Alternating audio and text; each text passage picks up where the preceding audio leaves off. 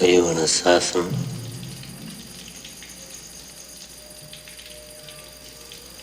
I'm a soldier.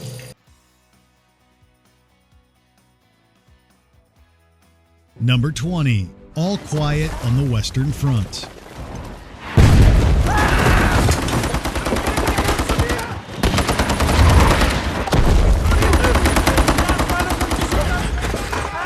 It speaks volumes that Erich Maria Remarque's 1929 novel, All Quiet on the Western Front, has such an outstanding batting average when it comes to cinematic adaptations. 3 separate film versions of Remarque's piece have been lauded by cinephiles and critics. The first from 1930, a second in 1979, and the most recent in 2022. Vous avez 72 heures pour accepter nos conditions. Geben Ihnen 72 Stunden, unsere Bedingungen zu akzeptieren. Sie sind nicht zu verhandeln. 72 Stunden. The source material remains the same, a harrowing account of wartime idealism that descends into disillusionment. All Quiet on the Western Front is told from the perspective of a German soldier. But make no mistake, none of these adaptations glorify war. Instead, the sentiment here is very much the opposite. The intense sights and sounds vividly bring home to the viewer the horrors of combat.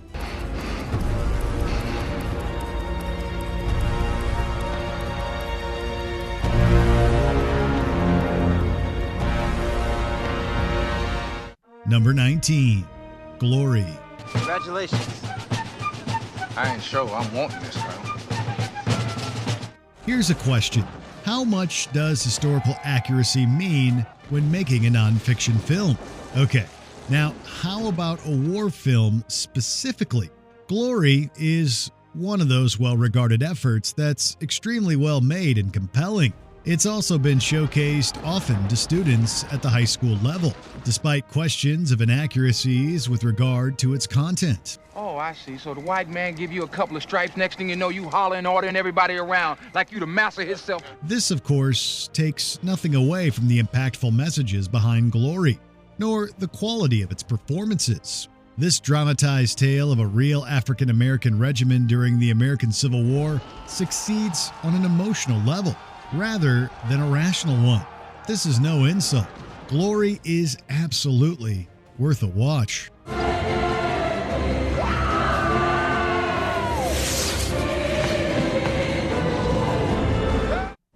Number 18, Master and Commander, The Far Side of the World. To Lord Nelson.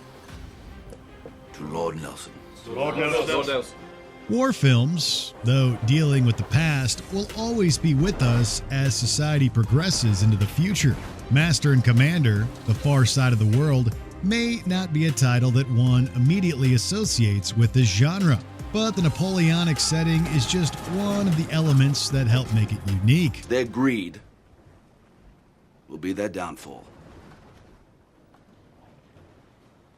England is under threat of invasion. And though we be on the far side of the world, this ship is our home. Russell Crowe presents a powerful performance as Jack Aubrey, a fictional British Navy man who rises in the ranks to Rear Admiral. His friendship with co-star Paul Bettany takes a central place within the film's narrative, but the action set pieces also ensure that Master and Commander, The Far Side of the World, retains a thrilling atmosphere. Thank you. Huzzah for Captain Pullings! Hip hip! Huzzah! Hip hip! Huzzah! Number 17, Tora Tora Tora. I'd sooner form my own opinion. Don't anticipate hostile action. Perspective can be everything when it comes to crafting a well-actualized war epic. Tora Tora Tora from 1970 tells the story of Pearl Harbor by utilizing American and Japanese directors to each side's stories. This dedication to accuracy and impartiality ensures that Tora Tora Tora endures.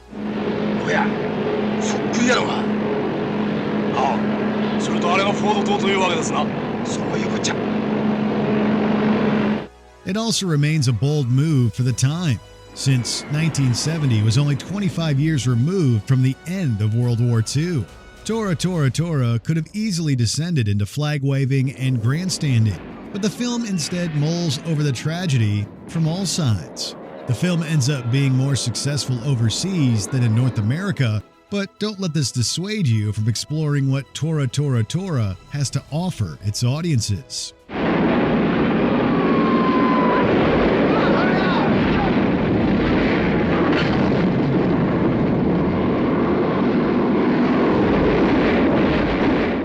Number 16, 1917. All I'm saying is that we wait. Yes, you would say that because it's not your brother, is it? There will probably never be a shortage of World War II era films presented to moviegoers, but more recent years have seen a welcome shift in focus. Author H.G. Wells may have erroneously claimed World War I to be the war that will end war, but this tragic conflict has seen a recent rise in serious-minded appraisals of this era. Sam Mendes' 1917 is one of the more successful and well-regarded of these entries. A big-budgeted epic that nevertheless eludes pitfalls associated with the style.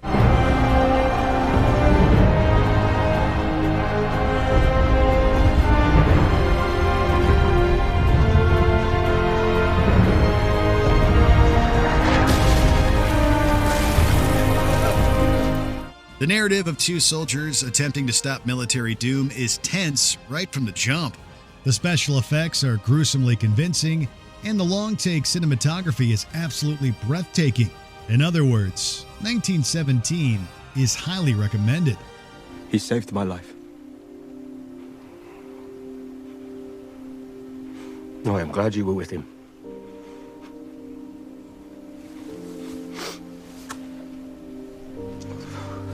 Thank you, Will. Number 15, The Deer Hunter. Na zdrowie! To you, Mike. Na zdrowie, everybody. The Deer Hunter takes a lot of time with its characters. In fact, director Michael Cimino's perfectionist tendencies are almost enough to exclude this film from our list due to a combat-focused criteria. Then we get to the actual wartime sequences. Male friendship is a central theme within The Deer Hunter, as is the trauma many soldiers face during combat. I do 3 bullets. 3. We do 3, huh? 1, 2, 3.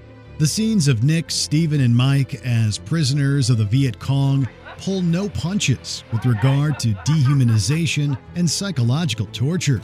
The violence here is grim, a brutal reminder of the mental hurdles vets face when they return home and attempt to reintegrate into civilian life. Come on, Mickey, come home. Just come home. Home. Talk to me. Number 14, The Thin Red Line. We're living in a world that's blowing itself to hell as fast as everybody can arrange it. In a situation like that, all a man can do is shut his eyes, let nothing touch him. Director Terrence Malick's flair for compelling visuals meets highbrow narrative artistry with this 1998 war film, The Thin Red Line. Malick adapted a 1962 source novel from James Jones for what proved to be his first directed film since 1978's Days of Heaven. The end results proved to be indulgent, a lengthy film that attempts to navigate character arcs while also pontificating upon the cycles of life and death via war. My dear wife, you get something twisted out of your insides by all this blood, filth, and noise.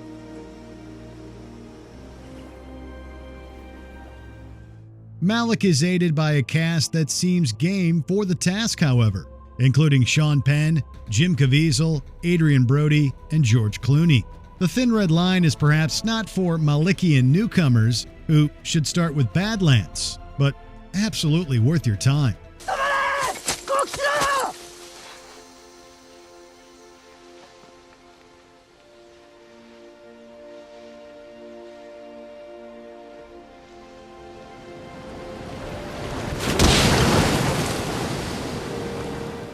Number 13, Letters from Iwo Jima.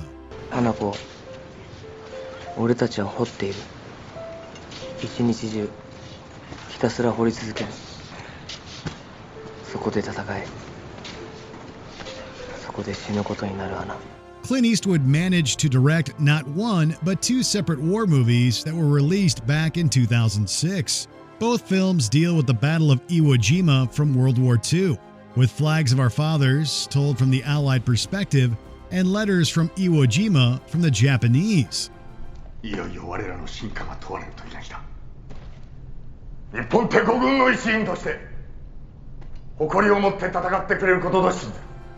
Audiences can view both films as one whole story, but each film works as a standalone piece. Because of its Japanese perspective, Iwo Jima may be more challenging or enlightening for some Western viewers. Critics found it compelling and thought-provoking, and the film garnered a Best Picture Oscar nomination as well as 3 others. 休んじて国に準ずるべし。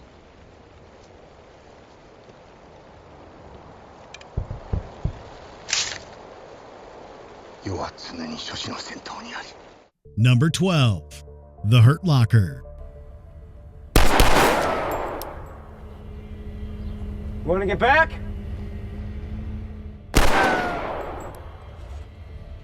Catherine Bigelow became the first woman to ever win a Best Director Oscar thanks to her efforts on the war film The Hurt Locker. Bigelow's action thriller follows a bomb disposal unit stationed in Iraq during the Iraq War, and the smoldering tensions that arise between new squad leader William James and his crew. Get down! Okay. Need your radio. Can we just shoot him? No. Jeremy Renner leads the cast as James, and it's these performances of Renner and his co-stars Anthony Mackie and Brian Garrity that really make The Hurt Locker shine as one of the best war films in recent memory. Every time we go out, it's life or death. You roll the dice and you deal with it. You recognize that, don't you?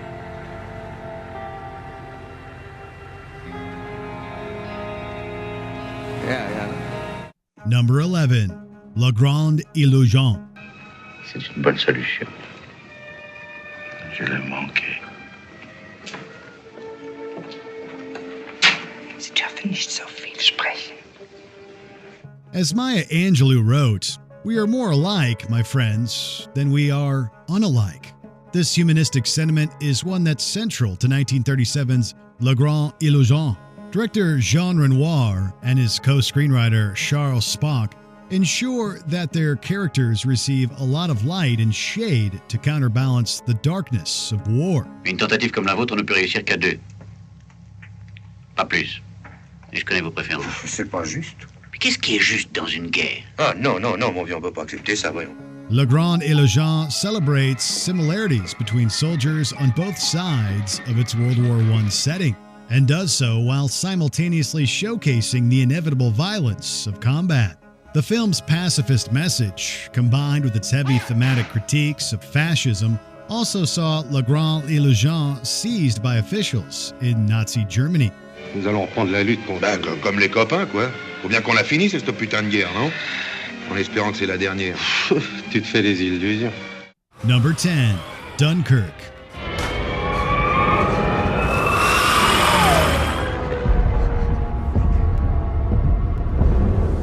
Director Christopher Nolan will probably never be accused of doing anything in half measures. Fans braced themselves for greatness when it came time for the filmmaker to tackle a World War II era setting. Thankfully, 2017's Dunkirk did not disappoint, utilizing sound and mood to create an unpredictable atmosphere of tension and dread. We know who's getting off. You can't do that. He's French. He's on our side. Go on. Where you go? As soon as he pokes his head out, they'll slaughter him. This isn't a dialogue-heavy film, but instead one that focuses upon the body language and facial expressions of its cast. Cillian Murphy, Finn Whitehead, Tom Glenn Carney, and even Harry Styles all bring their A-game to the table. Dunkirk is a loud film, one that should preferably be viewed on a powerful home theater system or in a real theater setting.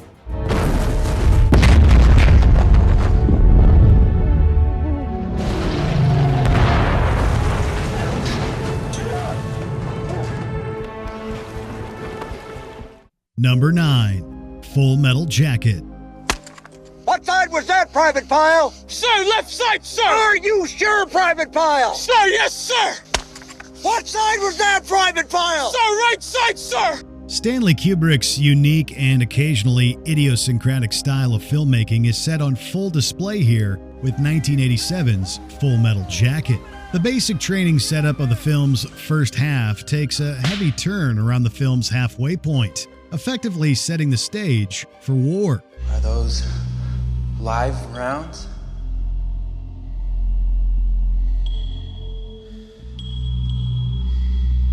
.762 millimeter Full Metal Jacket. This is where Full Metal Jacket spends its second half, as these former trainees are now soldiers deep in Vietnam during the Tet Offensive. It's somewhat episodic and chaotic in execution, but also indicative of what was going on in war cinema from the 70s and 80s. The everyday horrors and unpredictability of combat are effectively laid out here in Kubrick's incomprehensibly influential style. You want to waste her? Go on. Waste her.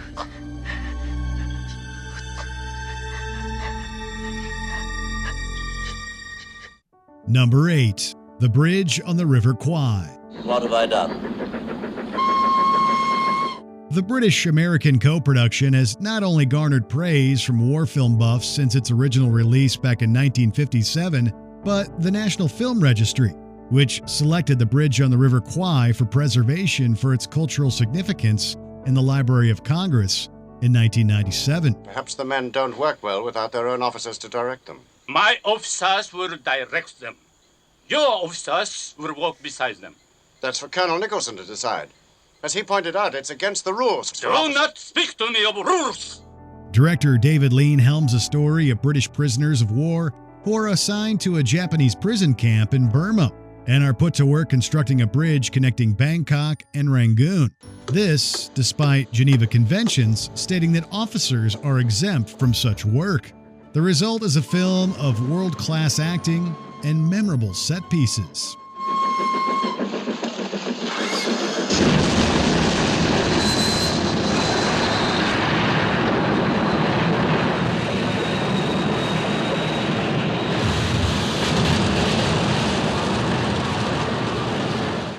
Number 7. The Great Escape. Eric, have you thought how you're going to get rid of this dirt? Yes, I have. Usual places. Hadn't anticipated 3 tunnels, but we'll manage. Even if you've never seen 1963's The Great Escape, it's more than likely you've heard or hummed the movie's main theme, a jaunting and infectious march composed by Elmer Bernstein.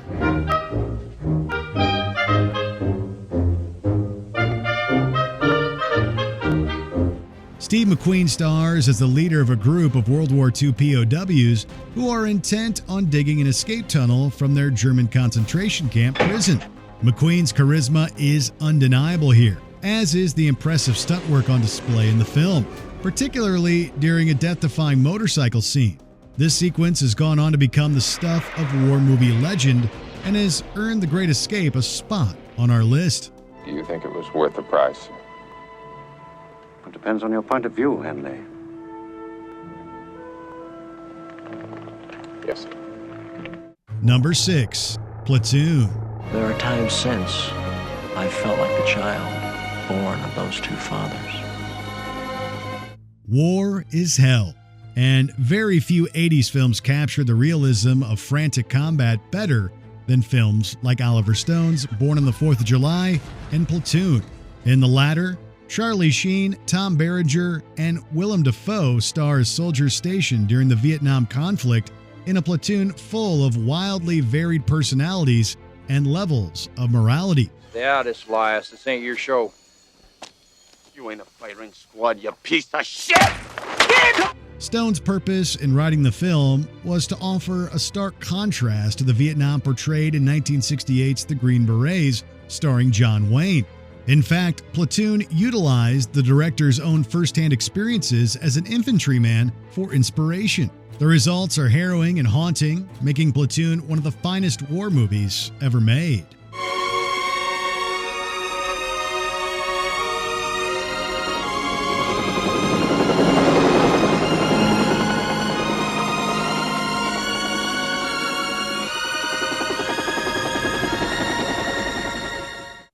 Number 5. Paths of Glory. I'm depending on you, Colonel. All France is depending on you.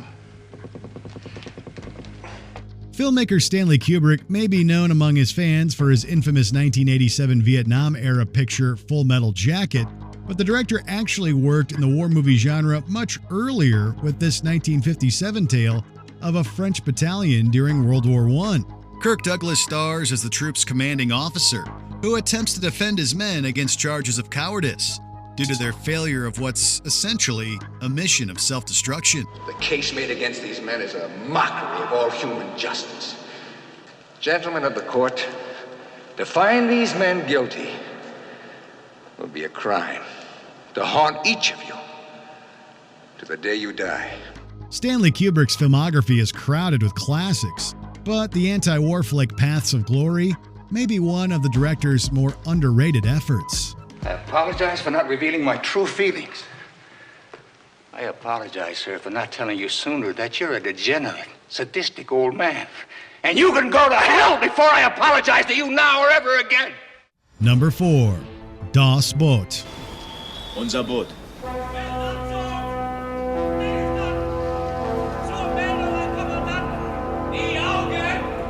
Fans may remember seeing this film as either a theatrical release or a TV miniseries, depending on where they lived. But Das Boot has continued to earn fans on home video over the years. The film was directed by Wolfgang Petersen and follows the crew of a German U-boat during World War II.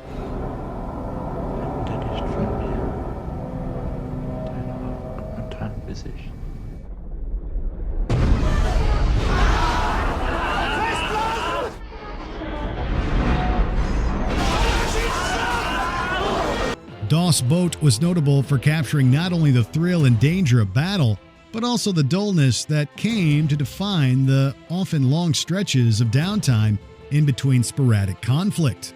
Add to this the memorable score by Klaus Doldinger, and you have one unique war film for the ages. Wissen Sie was? Die sitzen im Casino und feiern unsere Versenkung!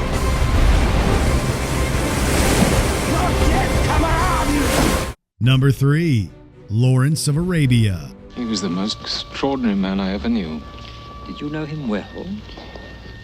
I knew him. Don't let the nearly 4-hour runtime of 1962's Lawrence of Arabia dissuade you from catching this masterpiece for the first time. Director David Lean crafted a true classic with this dramatized adaptation of T.E. Lawrence's diplomatic experiences in World War I. Lawrence of Arabia features a stellar cast including Peter O'Toole, Omar Sharif, and Alec Guinness. In their eyes, we are not soldiers, but rebels. And rebels, wounded or whole, are not protected by the Geneva Code and are treated harshly. How harshly? Yep, Obi-Wan Kenobi himself co-stars in this sprawling and breathtaking epic, a film full of action and visceral thrills. There's emotional depth to the picture too, however, as well as an all-time Hall of Fame score from composer Maurice Jarre. Lawrence of Arabia is the real deal. There was something about it I didn't like. Well, naturally. No, something else. I see. Well, that's all right. Let it be a warning. No, something else. What then? I enjoyed it. Number 2. Apocalypse Now. Smell! You know that gasoline smell? A whole hill. Smells like victory. The word epic doesn't even begin to describe this massive film from director Francis Ford Coppola and co-screenwriter John Milius. Apocalypse Now is a dark and violent thrill ride that follows Martin Sheen as Captain Benjamin Willard, a detached military man in search of a mission. That mission turns out to be an assassination attempt on a reclusive renegade colonel by the name of Kurtz. Marlon Brando's magnetic performance as the mentally unhinged Kurtz may not appear until the film's final sequences, but its immense power continues to haunt viewers to this day as one of the best war film performances ever committed to celluloid. Horror.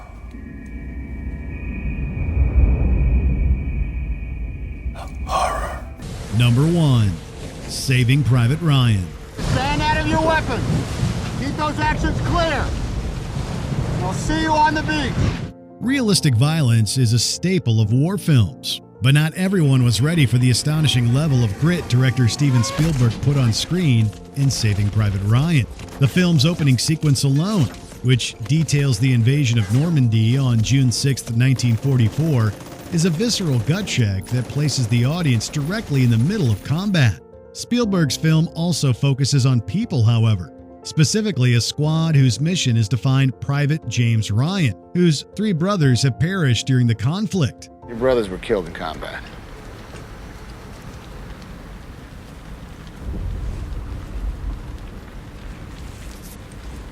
Which ones? All of them. This balance of action and emotion, along with its immense critical and commercial success, more than justifies Saving Private Ryan's top position as the greatest war movie ever.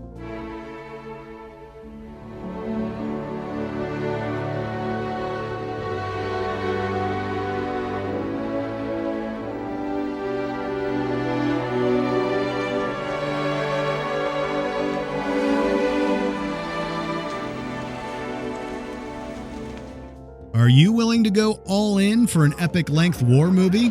Or do you prefer the Cliff Notes version? Let us know in the comments. Jefferson!